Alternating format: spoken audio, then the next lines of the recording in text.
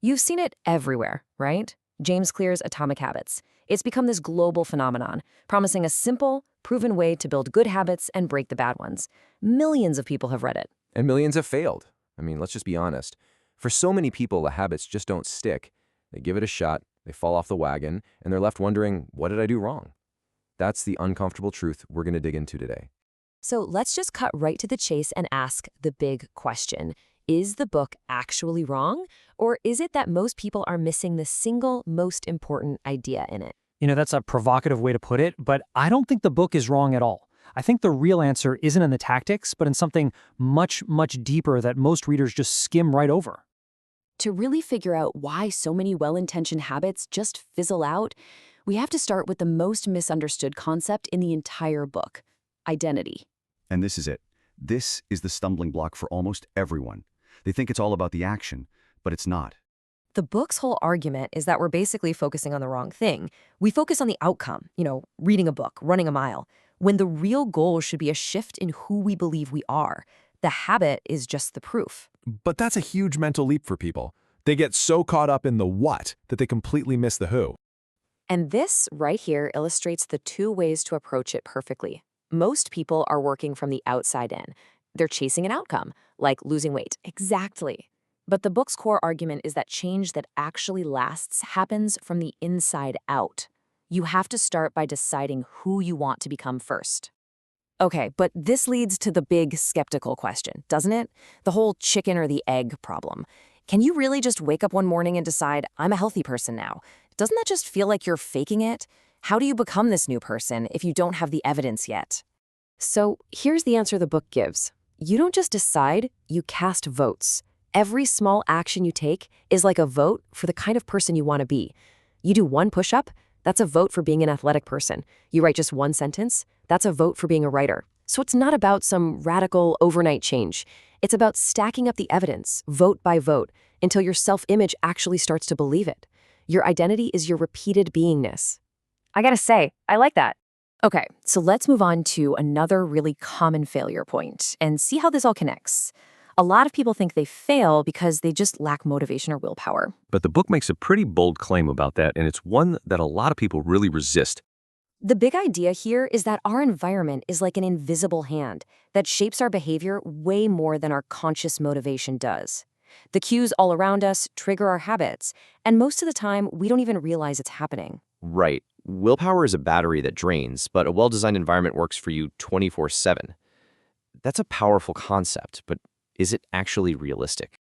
Well, let's be real for a second. If it was as easy as just putting your running shoes by the door, we'd all be marathon runners.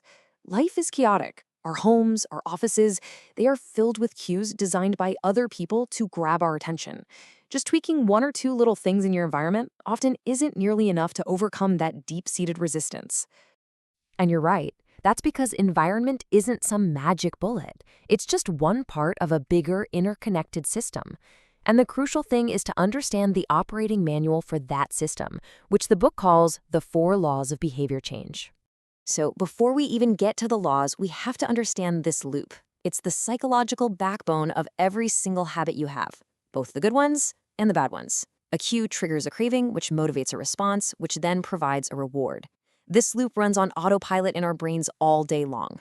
The 4 laws are essentially the levers you can pull to hack that loop. If you want to build a good habit, you make the cue obvious, the craving attractive, the response easy, and the reward satisfying. And for a bad habit, you just flip them. Invert every single one. It's a simple, practical framework, but, simple doesn't always mean easy. And here is where that simple theory slams into a very messy reality. Let's take Law 1, make it obvious. The problem is, our modern world has perfected making the wrong cues obvious. Your phone isn't just one cue, it's a super cue for 100 different distractions, from email to social media to news alerts.